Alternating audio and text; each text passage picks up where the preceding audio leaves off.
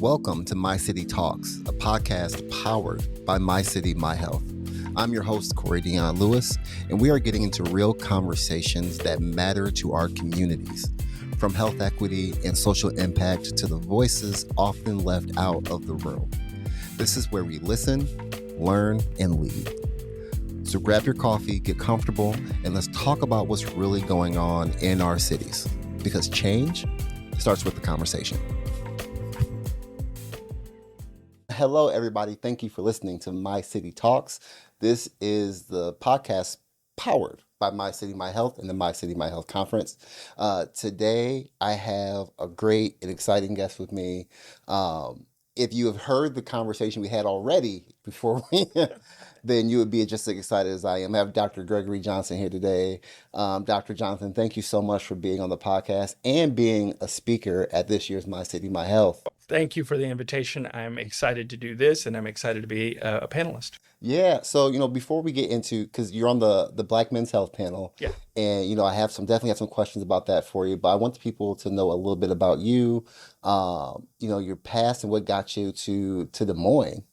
Yeah, so it's a great question. This is the beginning of year 2 for me in Des Moines. I came from Houston, Texas, where I previously was the Chief Executive Officer and Chief Health Equity and Diversity Officer for a national multi-specialty medical group focused on the hospital space. Right.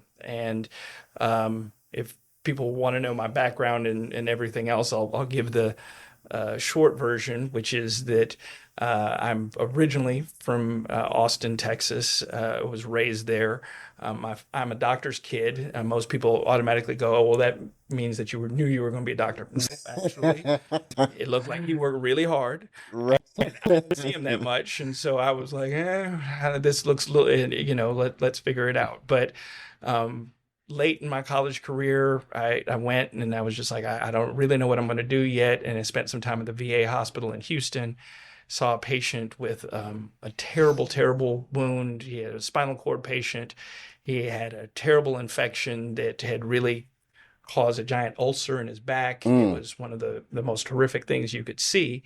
And I remember turning to the physician at the time, as a pre-med student, really not even a pre-med student, just somebody who was thinking about it. And I was like, that doesn't look like he's going to live. And he said, no. If he didn't come here, he wouldn't. But here are the things we're going to do to be able to help him. And here's your process. And it was 6 weeks of digging into what is dead tissue and just helping to clean the wound. But I watched over the course of that 6 weeks, not only the wound heal, but his relationship with his family heal, with the relationship with how the entire care team was there to lift him up. And by the end of the 6 weeks, I was like, well, if this is what medicine is, I got to do this. Went to medical school in Houston and then residency. I did a dual residency in both internal medicine and family medicine at the Ochsner Clinic in New Orleans, and then went into private practice. Did all that good stuff. But then I very quickly identified that, unsurprisingly, there are financial incentives that are completely opposite in medicine, that are completely opposite from what we need to do for patients. And I kept sitting there going, something's not right. Maybe I don't know anything, don't know enough. So I spent some time in business school and was like, okay, well, let me dig in and figure out, because people say follow the money. So follow the money. And tried to figure it out. Eventually got into balancing both administrative and clinical leadership, and then kept advancing there because I kept saying, well, I've taken care of excellent job of 25 patients a day at the bedside. Well, and then I became a medical director. Okay, now I'm taking care of a couple hundred. Now I became a regional medical director of thousands. And I was like, how do you take what you think health share should be to populations of patients? So they call it population health. This was before it became a catchphrase. And I was like, I want to heal. I'm a healer. Right. Heal people and populations. And eventually got into administrative medicine. And 15 years with my prior group, things were going well. Kids were happy, everything else. But I wanted to be closer to a community because my group was always contracted through hospitals. And I wanted to get a little closer. And so ultimately, I started looking for jobs. Happened to get a phone call saying, have you considered Iowa? Des Moines. I was like, I've been there.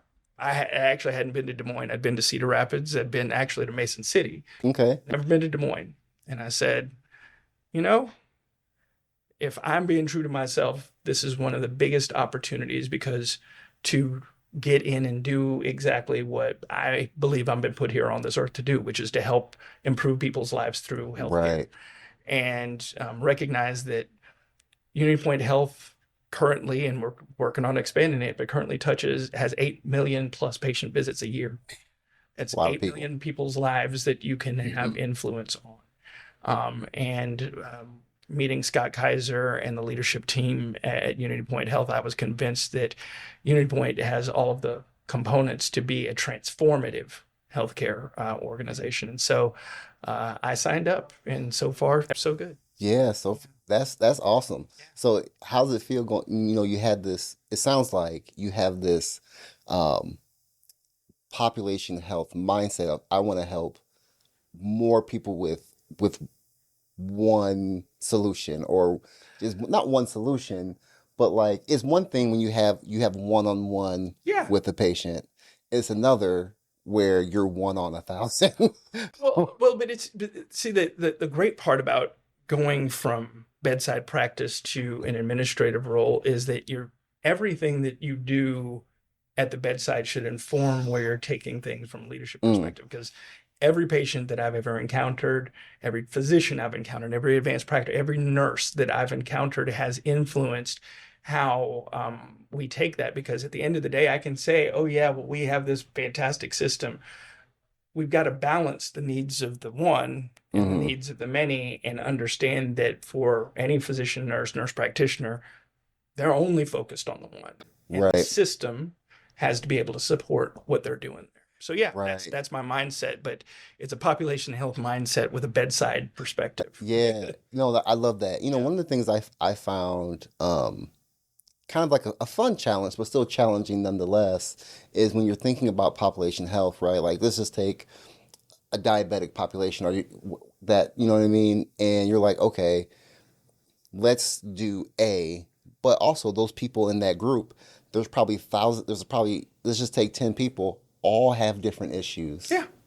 Right? So sometimes that one solution may not fit everybody. That's correct. And you have to try to figure out, okay, how can I fit this piece into this hole that doesn't fit for other patients? You are completely correct, which means that we can't solve all the problems. What we can do is solve for whatever the macro problem is. So as an example, one of my biggest responsibilities at UnityPoint is helping to redefine what we call service lines. Service lines are really just a condition. For us, the big ones are cancer and heart care, right? Well, every patient comes in whether they have a heart attack, heart failure, whether they have colon cancer, prostate cancer, everybody's coming in with something different. But what can the system do at a population health to solve for that? Well, okay, go back to what I said, which is, what do patients want first? If I'm sick, I need to see somebody. Yeah. I need access. Access. And when we say the word access, people love to make it this nebulous concept. Our team have really defined it as, no, if you have cancer or you have a heart condition, access is speed to treatment. Man. Can you tell me how quickly you're going to help me with my problem? Yeah. Speed to treatment. Yeah. And then the second is, and then can this not be a miserable experience? Those are the only two things that as a system I can solve for. And so what do we have to do? Well, there are thousands of things that go on behind the scenes. But from the patient's perspective, it's, what have you done to give me my speed to treatment and made sure that forget the complete negative of, I don't want this to be a miserable experience. In fact, can this be a great experience where I'm like, you know what? Not only was this not bad, I actually feel better about the team that's treating me and the system that's treating me. And I know we're getting into it for the Black Beds Health panel, but I'm comfortable telling people, no, it's okay to go to the doctor. It's not a bad experience. we need you to go and get seen earlier because, as you and I were talking before, I am a hospital medicine doctor. My entire practice, when people come to me, I say, Dr. Johnson, I want to see you. You never wanted to see me coming because the only time I was going to see you is when you're in the emergency department and I'm about to admit you to the hospital. It's not a place most people want to be. Right. I don't want our patients in our health system, in our hospitals, unless you need to be there. I'm so sorry. Right. Something important's happened on ESPN. We got to know. We've got to get you. If you need to come to our hospital, we are more than capable of taking care of you. But we have thousands of clinics. I'd much rather that you get your care there and that you Yeah. stay. hmm So true. And I think the mentality, so there are a few things I want to bring up there because the first one, let's start with my first question is when it comes to Black men's health, we ain't going. Nope. like, like I'll make sure I have the links to some of these some of the research in the description of like the numbers of Black men that don't even have a primary care provider, but we're just not going for a multiple reasons. Like I can't. There are We'd be here all historic day. reasons. Yes, there There are historic reasons. There are personal reasons. There are any number of reasons. there are any number of reasons, but what is that? Like you said, we wait and wait and wait. Oh no, I don't need it. Or I've heard. Oh, I feel good. Yeah. Right. Next thing you know, they're seeing you. Yeah. Well, I would actually tell people and I would say it jokingly when I was seeing patients consistently of the minute that I was in the emergency department, I was like, Doc, I've never had to see the doctor. I would immediately go, oh no, this is going to be something pretty close to catastrophic because that time period usually means that, anecdotal, but oh, well, you're going to have something serious wrong because it's gone without.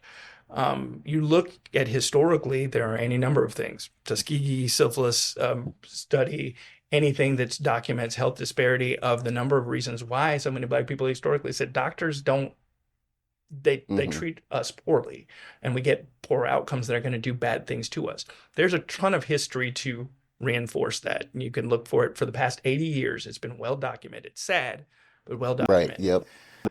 They're personal reasons. I've been in every single market from our market, Sioux City West, to both the Butte and the Quad Cities in the East. Everybody has said the same thing to me, which is, hey, even if I want to go, transportation is no joke. I can't get there. Yep. And typical healthcare access is at a bad time. And there are not enough people, and they're only giving me one appointment. I can't make it. I have a job to do, and I got to put food on the family for me and for me and mine. There are any sorts of reasons why people don't do this and don't seek primary care. We don't make it easy right now. Part of my job as a chief medical officer for the system is to work in partnership with our physicians and our structure to say, how do we structurally change? So that way, when I say speed to treatment, first treatment should be screening. Your first treatment, I'm going to look in the camera and say, your first treatment should be screening for prostate cancer. Your first treatment should be screening for colon cancer. Your first treatment for heart disease should be getting your blood pressure and your cholesterol checked. But we don't think about it that way because we all say the same thing. I say it too. I'm going to change my diet. I eat terrible. I'll go next time. This cheeseburger, this is the last cheeseburger I'm going to eat. I'm going to be all right. We tend to avoid those things. But if we're thinking of how do we get upstream and how do we help ourselves to avoid the catastrophic, to reduce, we're going to talk about it at the panel, but in this state, the state of Iowa, according to the Iowa Cancer Registry, Black men have a 25% increased likelihood of prostate cancer. Yep. That's a big number. Yeah, and if you're not being, worst of all, with the innovation in that space, even more treatable, right? But like if you're not doing the things, you're not doing the screenings and catching it. Look, I think black men, you can get 40 years old, at 40, Yes. right? Mhm. Like if you're not doing that and you're waiting, there's always There, too late. there's consequences to waiting, which is Yeah. why, unfortunately, so whether we brought up cancer and cancer screenings, you can get blood tests to be able to do this. Now the colon cancer screening tests don't even include, you can get a colonoscopy, but we can do a test that you can do at home Mm-hmm. of stool Yep. Cologuard, still kid. Cologuards, stool kits to help take some of that, this is invasive, out Mm-hmm. of it and into we can do this. Yeah, nobody likes getting their blood taken, but getting your cholesterol, getting your blood pressure checked, these are all things that actually help to stave off very serious disease with serious consequences. And, whatever we can do as a health system, but also what we can ask people to do Mm-hmm. individually to get back into those primary care offices. Yeah, 100%. I want to talk about this specifically from a systems perspective. You said something before we started recording. There's something that I deal with a lot as a prevention person, holistic healthcare and Yeah. all that jazz, where I'm more looking at the value of the investment instead of Yeah. the return of the investment. And sometimes it's hard to articulate, hey, me helping this person reduce their A1C by 2 or 3, 4 points means X amount of money. But in the mind, it's like, well, that's not money in my pocket. Exactly. Yeah. Where's So, that money going? yeah. But you're telling me, can you break down like the cost of an unhealthy community and what that does for the state? Yeah, so I'll start it. I'll try and break it down relatively quickly in terms of a couple levels. So when I say things like health disparities, it means that people have different outcomes based on Mm-hmm. where you live, what you look like. Yep. And I keep it very simple that health equity means that you have the opportunity for the same outcome, which I think most people who engage in our health system want the same opportunity for 100%. health. Yeah. Keep it Or very why simple. would you be in healthcare? Well, why would, right? Look, just because of where I live, I want this, I still want to have access to the same outcome. 100%. There are a lot of conversations about that are ongoing about health equity and health inequity and whether or not that needs to be addressed. And for me, I want to speak people's language no matter what's going on. Some people say it's a moral imperative. That's one argument. Some people say it is a people imperative, meaning that when we're dealing with this, you, as a healthcare organization or institution, you attract more people. That's another thing to the side. I like math because it's super objective. Mm-hmm. And the state of Massachusetts, as well as Tulane University, both Tulane in 2018 and University of, and the state of Massachusetts, I think it's 2023, both did studies on, well, okay, we know that there are health inequities in our system. How much does this cost us? State of Massachusetts calculated out it's 5.3 billion with a B per year for patients of color who are having unnecessary hospitalizations, increased mortality, death. 5.3 B with a billion. Man. Factor that now one state, okay, well, that's Massachusetts. What does that mean for Iowa? Taking the same logic and everything else, and this is my math, so it could be wrong a little bit, but I think it's directionally correct. The state of Iowa, that number is probably 8.6 billion with a B dollars. Now, people are like, well, you're right, it's not my money. Well, actually, it's your tax dollars. Mm-hmm. And there's the infrastructure that goes in to be able to care for all of those. Imagine if we redirected, and for Iowa, it is rural inequities as well as racial inequities. So if we were spending time thinking about where we're putting our dollars should be, for me, saying, you mean to tell me I can spend $8.6 billion less if we can eliminate health disparities in this state? Okay, Man. that sounds like a good plan to me, but that means that there's outreach into communities. It means it is figuring out how do you get to people that either can't access, right, the transportation issue, or what do we structurally have to do to be able to fix it? But that is money that can be reinvested in so many other things.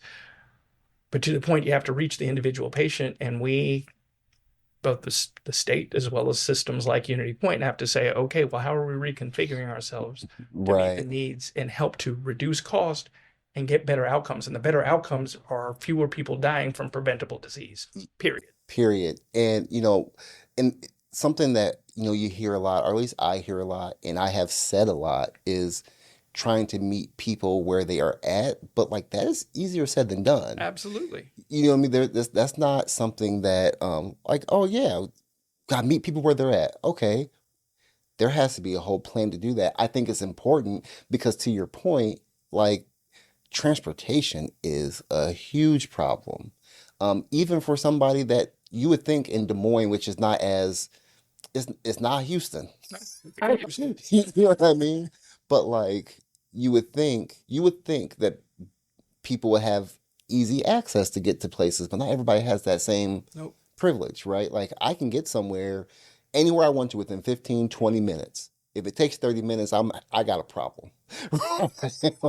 But for somebody who's maybe 10 minutes away from a UnityPoint clinic or somewhere, or 15, they can't make it. And then take into account, this is something that I don't think we talk a whole lot about when it comes to transportation, is I've seen patients who have transportation through their insurance.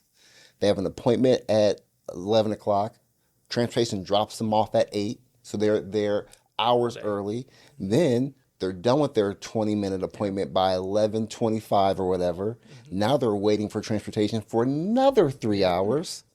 Do you think that person's going to want to come back for an appointment? No, you're right. I mean, appointments can take forever because we don't have perfect transportation. Yeah. And forget perfect. We don't even have adequate transportation to be able to get people there, and respecting that, how they're going to be able to do that. And to your point, right, we don't have a public transportation. We have public transportation here in Des Moines, but again, if I spread out throughout the state, I'm at Fort Dodge. We have patients that, if you're 30 minutes away from Fort Dodge, you're many times you're in a very rural community. If you don't have a vehicle, what does that mean? Yeah. How do we get you to get your screening? Because it's not that you don't want to go, it's you can't get there. And God forbid, now you're waiting until it's a crisis that you can call the ambulance that you hope is there to be able to come and get you. And so, yeah, I don't know that there's a perfect solution, but I think that part of the reason why, as a system, we track the social determinants of health for both our inpatients and outpatients is, it's not because, oh, it's checking a box. It's because we're trying to understand at a population level, how bad is the problem? And then how are we going to engage in saying, to your point, I can't solve everybody's problem. Right. But if I can solve 10% of the problem, we've made a difference. And maybe that 10% sparks the next idea of the next, we're doing things like gas cards and other things to try and help patients get in and out of our hospitals and our clinics to be able to do that. But we're trying to be thoughtful in terms of that approach. But you're right, it's a massive problem. And it's a huge opportunity for us to engage with community partners as well as governmental institutions to try and solve for it. I love that. I want to bring it back to the panel, the Black Men's Health panel, a little bit. Is there something that you're hoping that our audience maybe goes away with when we're talking about Black men's health, specifically here in Iowa? Yeah, for me, I think that, always the takeaway is your physician or your nurse practitioner is your partner in helping to solve these problems. And that where many of us are uncomfortable, nobody likes the word vulnerable. Nobody. as much as it's become a word of everybody saying, you should feel comfortable. Nobody likes them. Right. The vulnerability in terms of sharing with your physician and his or her team about, here are my barriers to getting in here. And sometimes that's a phone call. Mm-hmm. And sometimes if you have a computer and you access my chart, it's a my chart message. And sometimes it is when you're sitting in the office. But the most important thing is for me, it's a change in perspective of your doctor interaction as a transaction. And it's the mindset of your doctor's your partner in your health. And if one of your challenges in accessing health is, I can't get here, Mm-hmm. I'm willing to make a bet. And this, yes, I sit in UnityPoint Health, but this is for anybody that's listening. And I look to the camera just to say that your doctor, your nurse practitioner, your nurse is a partner in your health. And that engaging them in terms of the vulnerability of saying, here's where I need help. We may not be able to know it to fix it, but I guarantee you that we will factor it in to figuring out how do we continue to help you in your journey. And for me, I have all the stats. I can tell you where things are going. I can tell you the outcomes. I've learned this for my new home state. I've learned, and not just this state, but the states of Illinois and Wisconsin too. I'm very much focused on what we're doing and knowing the stats. But at the end of the day, for the individuals, we're designing certainly our system as we're your partners in health, and that you need to engage, because waiting just leads to the same results. Mm-hmm. And right now, the same results for Black men are 25% greater likelihood of diagnosis and potential mortality from a curable cancer, prostate cancer. Same thing for, not quite the same percentages for colon cancer. These are things that are preventable disease. And that's the part I keep saying. Everybody's like, oh, everybody has a heart attack. Everybody shouldn't have a heart attack. That is not a normal thing of life. You mentioned diabetes and a partner in health. And I tell people, because so many people have diabetes, they've normalized it. Yep. And they've just, well, I got sugar.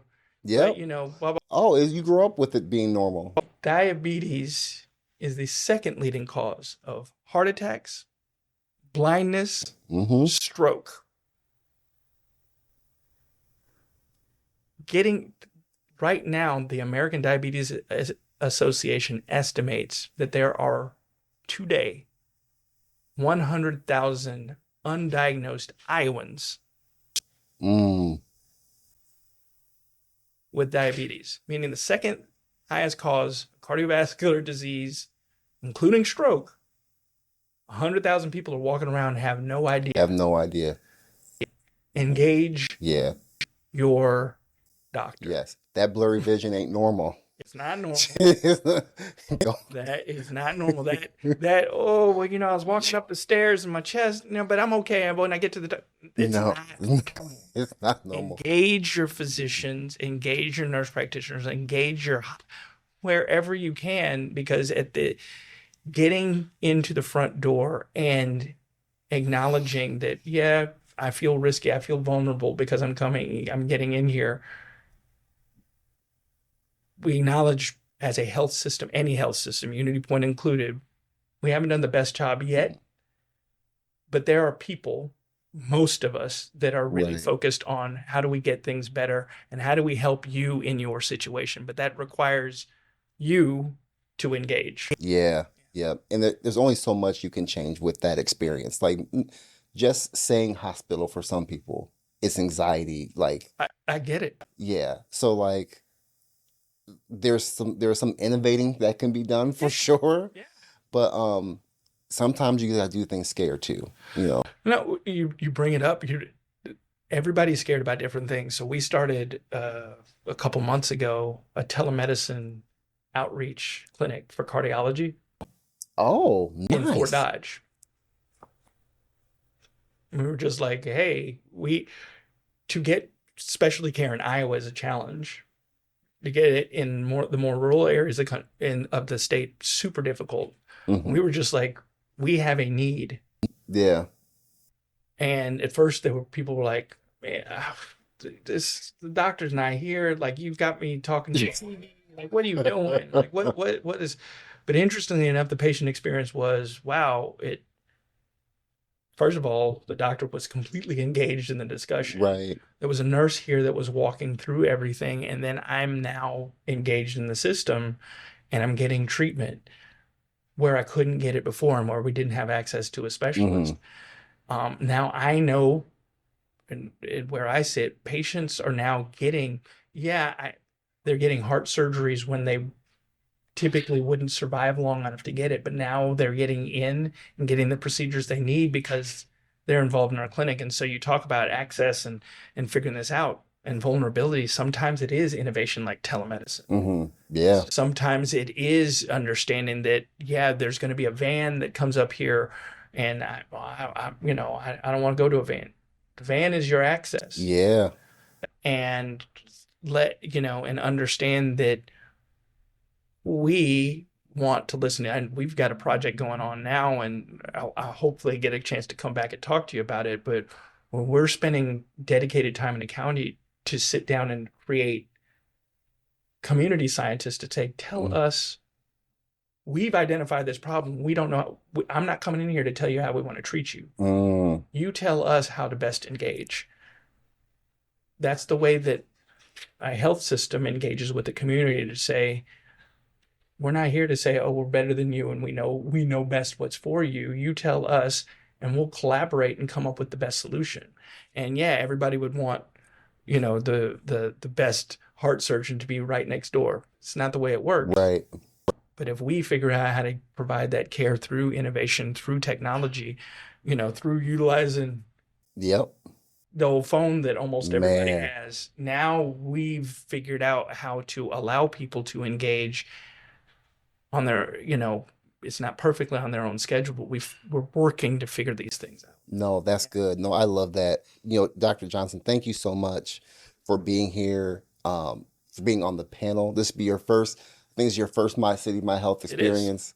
I don't know what you've heard about My City, My Health, but I'm excited for you to experience it. I'm looking forward to it. I was told bring my A game, so I'm going to be ready. Yes. For anybody that's listening or even watching on YouTube that wants to learn more about you, learn more about what you're doing at UnityPoint, where can they find you? Where can they connect? Best way to connect for our system is www.unitypoint.org. It's the way that you can get a whole bunch of information.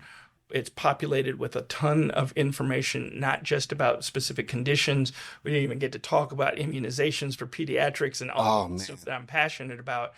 But it also connects you with our clinical team members. You can access and get and schedule appointments. When I tell you engage with your physicians, that's exactly what I'm asking people to do, which is you may think you're the healthiest in the world. I've spent a ton of time in the gym, but my blood pressure still has to be treated. These are things that we have to do to help prevent catastrophic disease and keep people out of the hospitals and home with their families. So check out www.unitypoint.org and check out our health system. Awesome. Again, thank you so much. Everybody that's listening, if you liked this conversation, I want to see you November 14th. At Curate Des Moines for My City, My Health Des Moines. It is always a good time. It is a safe space for a community and for conversations. Go over to mycity.health. I almost forgot my own website. mycity.health. You can register there. You can see the agenda and who all the other panelists are. So again, thank you so much for listening to My City Talks, powered by My City, My Health. I'll talk to you next time. Take care. Thanks for tuning in to My City Talks. If today's episode sparked something in you, share it with a friend, leave a review, and don't forget to subscribe wherever you get your podcast. To learn more about our work, upcoming events, and how you can get involved, visit us at mycity.health. I'm Dion Lewis. Stay curious, stay connected, and remember, we're a community on a mission. And the mission is just getting started.